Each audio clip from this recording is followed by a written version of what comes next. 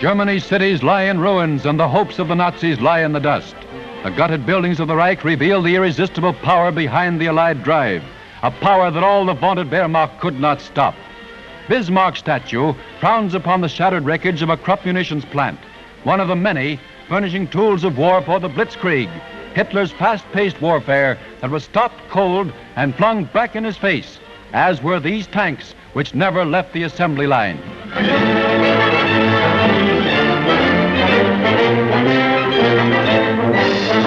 Nuremberg in southern Germany, the hotbed shrine city of Nazidom, was overrun by the victorious Yanks. Of all the enemy's leveled cities, none reflects greater destruction than Nuremberg, where the Allied attack poured its full fury upon the spawning grounds of the Nazis. The haughty German eagle looks down on German dead, lying still in defeat. Over the vast stadium, Old Glory overshadows one of the world's most hated symbols. Here, where once thousands of swastikas flew above the goose-stepping troops, parading for the strutting Fuhrer, and where he ranted to the assembled thousands, the troops Hitler once laughed at take over. The swastika will no longer flaunt its crooked arms above the Nazi shrine.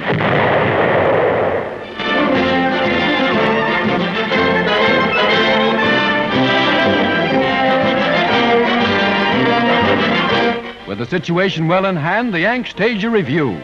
Newsreel and Signal Corps cameramen made this record of the last days of Hitler's Germany. The cleansing fires of war have purged Germany of Nazi power. Let's be sure it never again rises from her ashes.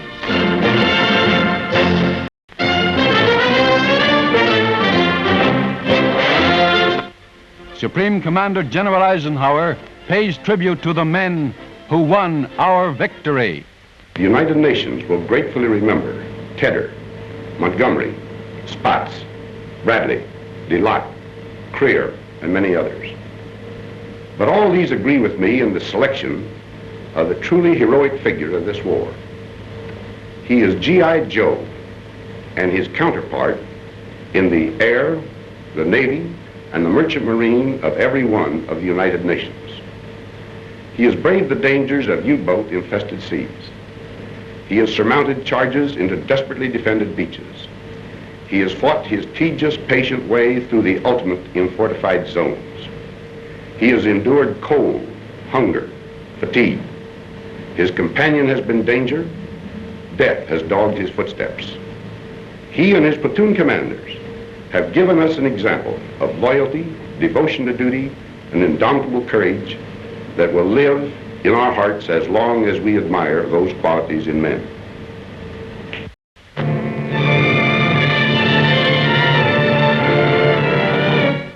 A Jap suicide plane tore this gaping hole in the side of an American hospital ship. After machine gunning the plainly marked and lighted vessel, the pilot dove this plane into the Mercy ship 60 miles off Okinawa. 29 died in the blast. The 31 wounded are removed at an advanced island base. Nurses were among the victims when the plane plunged into the surgical section of the ship. At the time of the savage attack, the Comfort was loaded with battle casualties from the Okinawa action.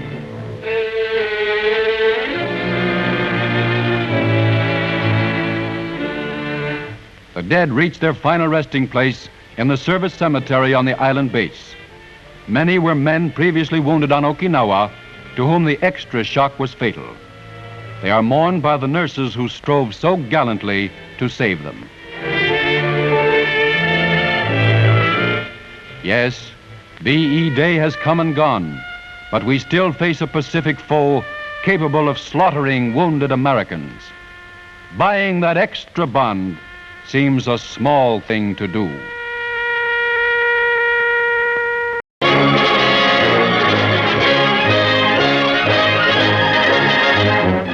The mighty 7th War Loan is underway, and the 3 survivors of the historic flag raising on Iwo Jima are here at the Capitol to fly that same flag. With an honor guard at attention, that tattered banner goes aloft once more. This flag and the unforgettable picture of the men who raised it on Mount Suribachi are to be the symbols of this new war loan drive. What better reminder could we have to buy more bonds? Secretary of the Treasury Morgenthau tells us the reasons we should and must. Today, each and every one of us should dedicate himself anew to the task of doing all in his power to bring this war to complete and final victory. There is no more important way in which Americans can express concretely this determination than by buying more extra bonds in the 7th War Loan. The workers in the Boeing plant in Seattle set an example for the rest of the country by staying on the job. With the welcome news that the war was over in Europe, they turned out an extra B-29 and turned out then to cheer it on its way to Tokyo. Remember, as these people did, the hard road to complete victory ahead. We have cause for celebration, certainly, but let us not forget, as our Capitol dome is lighted for the first time since Pearl Harbor, that we still have a great war on our hands. New York's Times Square is out in party clothes again, with the multicolored lights blazing in all their glory to shine down on a crowd that deserves to celebrate before they roll up their sleeves and get back on the job. With the lifting of the brownout, it's again the Great White Way.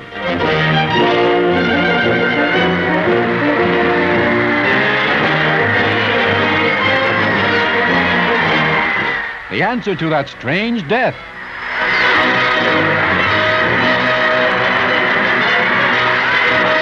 The grand old lady of them all has her day too, as the torch that has been a symbol of liberty and the statue itself is once more lighted to remind our enemies that freedom and democracy will never perish. Look, America, and work until Japan goes down in defeat.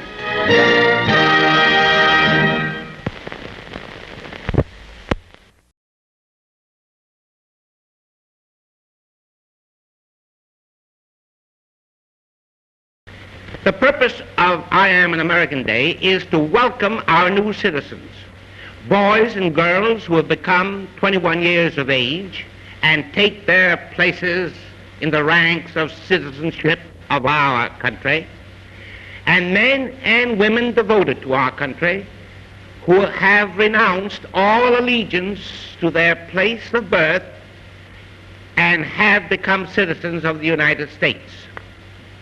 Our celebration in New York City, as usual, will take place in Central Park, Sunday, May the 20th, at 2:30 p.m. Thousands and thousands of our new citizens have been invited, and they will all be there. And I invite you and all the people of the city of New York to take part in this great celebration, Central Park, May 20th, a Sunday, at 2:30 p.m. We will have a splendid program for you. I'll see you in Central Park.